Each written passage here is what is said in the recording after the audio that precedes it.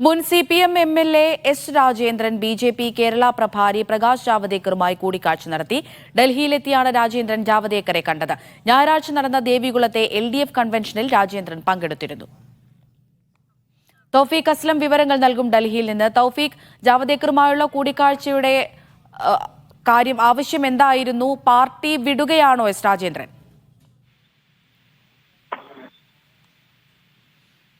അമൃത, ഒരു മണിക്കൂർ മുമ്പായിരുന്നു ദേവികുളം മുൻ MLA എസ് രാജേന്ദ്രൻ ഡൽഹിയിലെത്തി പ്രകാശ് ജാവദേക്കറുമായി കൂടിക്കാഴ്ച നടത്തിയത്. എന്നാൽ ഈ കൂടിക്കാഴ്ചയുടെ വിശദാംശങ്ങൾ അദ്ദേഹം പൂർണ്ണമായും പുറത്തുവിട്ടിട്ടില്ല. അദ്ദേഹവുമായി ബന്ധപ്പെട്ടവരിൽ നിന്ന് ലഭിക്കുന്ന വിവരമനുസരിച്ച് പ്ലാന്റേഷൻ കാര്യങ്ങളുമായി ബന്ധപ്പെട്ട് ചില കാര്യങ്ങൾ ചർച്ച ചെയ്യാൻ വേണ്ടി വന്നതാണെന്നാണ് അദ്ദേഹവുമായി ബന്ധപ്പെട്ട ആളുകൾ ഇപ്പോൾ അറിയിച്ചിരിക്കുന്നത്. അദ്ദേഹം BJP-യിലേക്ക് പോകുന്നു എന്നുള്ള അഭ്യൂഹങ്ങൾ നിലനിൽക്കുകയാണ് ഇത്തരമൊരു കൂടിക്കാഴ്ച BJP-യുടെ കേരളത്തിന്റെ ചുമതലയുള്ള സെക്രട്ടറി പ്രകാശ് ജാവദേക്കറുമായി അദ്ദേഹം ഡൽഹിയിലെത്തി കൂടിക്കാഴ്ച നടത്തിയത്. കഴിഞ്ഞ നിയമസഭാ തെരഞ്ഞെടുപ്പിൽ LDF സ്ഥാനാർത്ഥിയായിരുന്ന ഈ രാജയെ തോൽപ്പിക്കാൻ ശ്രമിച്ചെന്നാരോപിച്ചാണ് രാജേന്ദ്രനെ CPM-ൽ നിന്ന് സസ്പെൻഡ് ചെയ്തത്. സസ്പെൻഷൻ കാലാവധി കഴിഞ്ഞെങ്കിലും രാജേന്ദ്രൻ അംഗത്വം പുതുക്കിയിരുന്നില്ല. പ്രാദേശിക നേതാക്കൾ രാജേന്ദ്രന്റെ വീട്ടിലെത്തി പാർട്ടി അംഗത്വ ഫോറം കൈമാറിയിരുന്നെങ്കിലും അദ്ദേഹം അത് സ്വീകരിക്കുകയോ അല്ലെങ്കിൽ പുതുക്കി നൽകുകയോ ചെയ്തിരുന്നില്ല. തുടർന്നാണ് ഇത്തരമൊരു അഭ്യൂഹം ഉയർന്നു വന്നത്. BJP-യിലേക്ക് പോകുന്നു എന്നുള്ള അഭ്യൂഹങ്ങൾ കേരളത്തിൽ നിലനിൽക്കുന്നതിനിടയിലാണ് അദ്ദേഹം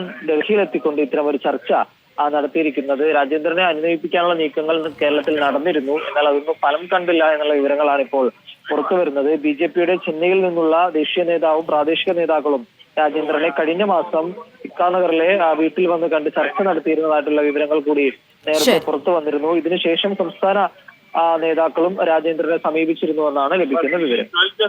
തൗഫീഖ് അസ്ലമാണ് വിവരങ്ങൾ നൽകിയത്.